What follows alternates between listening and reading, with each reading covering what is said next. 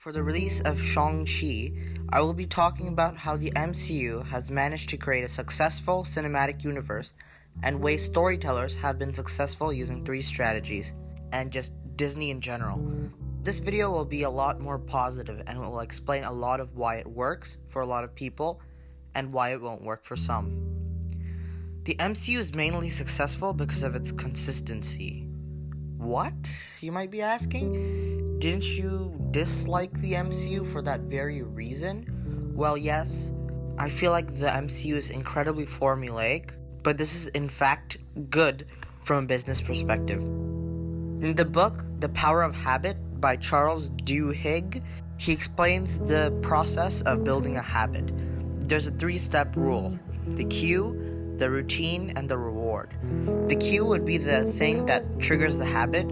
It could be a time of day, an emotion, a location, or pretty much anything. The routine would be the actual habit, and the reward would be the craving for the habit. A reason that would benefit solely you for enacting that. For example, a man reads a book every night from 8 p.m. to 8:30 p.m. The cue could be a reminder that triggers the habit, or simply the timing is engraved in the man's head. The routine in this case would be reading the book, and the reward could be multiple things. Perhaps he wants to be entertained by the magnificent prose, or he wants to take a break from his work, or maybe he just needs to read that book in order for it to help in his personal life. Whatever the reward is, it's what you get in return. It is the key to creating a habit.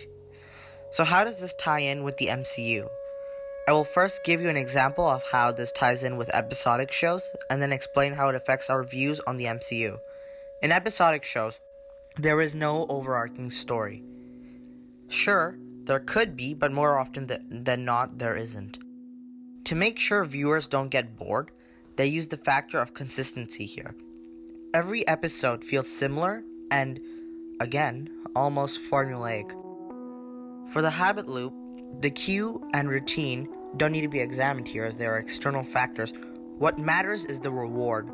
The reward would be feeling satisfied, not having your mind blown, but just satisfied.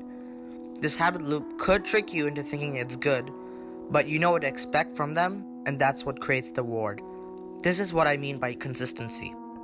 Now let's compare this with Marvel movies. What do all Marvel movies have in common? Well, to sum it all up, because there are way too many things, they have the same feel. They have tonal inconsistencies in areas where they don't feel confident in the scene. They have similar characters. They have the same look in terms of color grading. Hell, even the score is usually unmemorable in all of those movies. You see what I'm talking about now? It has the same habit loop as an episodic show. More importantly, it has the same reward. But the reward is the hardest to nail. They have to keep a sense of consistency in all of the movies, or else, well, the habit loop will break. The MCU will lose a lot of viewers. Or will it? You know when I said that the repetitive habit loop can trick you into thinking that an episode is good, even though in objective terms, it isn't always that way? Take a look at children's animated cartoons. My favorite show until grade 8, which to this day I'm still embarrassed about, was Ninjago. To give you a quick summary of the show, every episode, again, had the same feel. Each season had a MacGuffin plot, it had the same look because it was animated, and it had a big bad every season. This is how businesses continue to thrive on these episodic TV shows. It works, whether on accident or on purpose. However, Ninjago could have met its downfall in Season 8 when it switched art styles. It had a bigger budget and visually looked a lot better. Their 8th season had to be good if it was going to do this, or else it would have broken a habit loop. Something as drastic as a change in art styles would have definitely done so. If it was just a change in visual language and storytelling, then it wouldn't have mattered. Thankfully, for Ninjago, Season 8 is regarded as one of the best in the show. If you are going to attempt to break the habit loop, you must once again create it in a new format.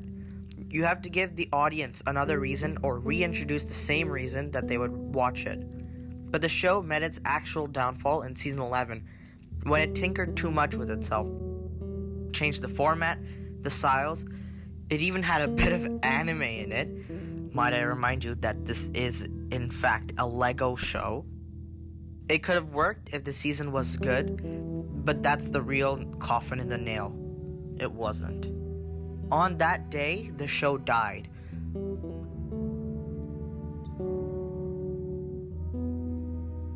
Enough talking about my childhood show, let's go back to the MCU. Because the MCU keeps the same feel in every single one of their movies and shows, their fans will almost always view it as good. This is why the MCU is so brilliant. Their habit loop is so structured to an extent where it's almost impossible for it to break as a business. The only way I can see it go down is if it tries to reinvent itself too much, or if it doesn't change at all. After all, the habit loop can be broken by the viewer.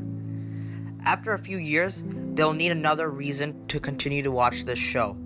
It's almost like you're reinventing the habit loop, or reintroducing the habit loop. Coming back to Ninjago, you can actually see that the repetitiveness of the show from season 3 to 7 was killing off its viewership records, but it spiked in season 8. Partly due to the movie and partly due to the budget. The MCU won't take the risk and has no need to reinvent itself that much because they use a subtler trick. Every couple of years, they provide a movie that shines outside of the constant mediocrity. The Guardians films, Thor Ragnarok, and Infinity War are probably the best examples of this. Even Homecoming, with one tweak with the villain, has managed to keep its fans invested. It made a good villain, and from this trend, the MCU has started to make redeemable villains. From Killmonger to Taskmaster. This is why the MCU is unstoppable. People said that after Avengers Endgame, they would leave the MCU, but Feige gave them a new reason to continue. Spider-Man No Way Home, and you can even say WandaVision, reinventing the habit loop once again. Even if Spider-Man No Way Home doesn't do well critically, it will do well inside the general audience's mind because of nostalgia baiting. One thing to note is that the MCU shows tried to reinvent the MCU slightly. More specifically, WandaVision. WandaVision was a sitcom mystery where it was formatted and structured completely different to the MCU. Especially because it was a show, but that's not the key takeaway. It's a sitcom. It didn't tinker too much with itself and was definitely going to be a one-off. So even if it failed and didn't give the same feel, it wouldn't affect the MCU. However, WandaVision took the safe route and still maintained the MCU feel at the end. It has all of the same tropes from the third act in a lot of Marvel movies. I guess you can just sum it up as a giant CGI battle. Personally, I didn't like this creative decision, but it sort of worked to tie the show in with the MCU.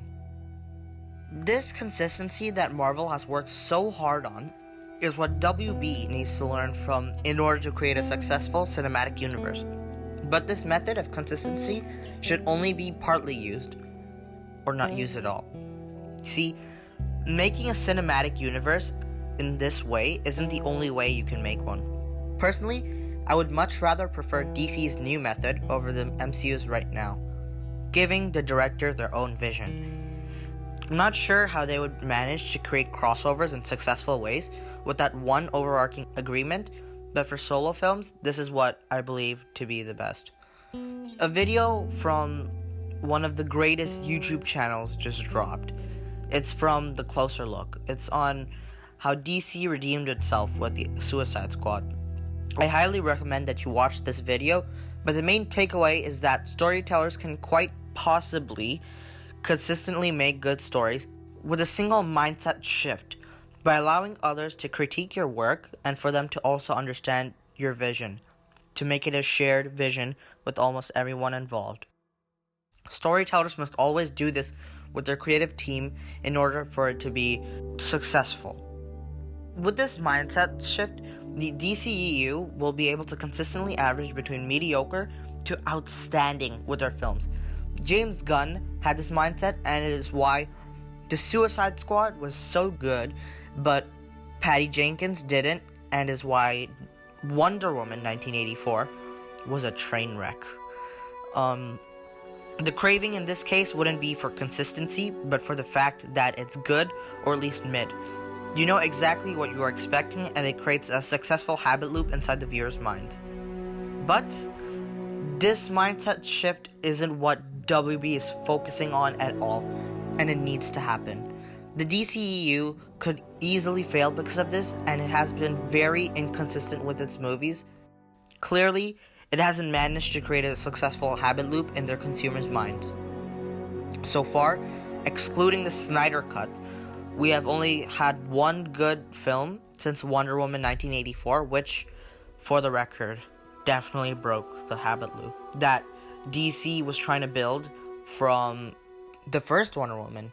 For the DCU to reform, the next couple of movies have to be good, and thankfully, it is shaping up to be so. Those are two ways to create a cinematic universe, and how the MCU has been quite successful, but there is one more. A third way, and it's quite similar to what I have already explained. It's kind of like the best of both worlds. So far, the methods I have stated were mostly targeted towards cinematic universes, but this can also work with styles for directors and storytellers. I'll use Christopher Nolan as an example. Directors like him have distinct styles, but don't try to switch it up too much. They accidentally create consistencies in their own work, as styles work. Nolan continuously has a protagonist with a dead wife, will almost always have the same cinematographer working, the same color grading, a good sounding score, perfect pacing, and is balanced between spectacle and artistic value. This consistency in his style might change over time, but it's how it changes. If, for example, Nolan changes his visual style, which he has done a lot in the past few years, but keeps everything else, it's almost unnoticeable. Then after doing this, if Nolan changes his writing style as well, depending on how drastic this could be, it could also invisible.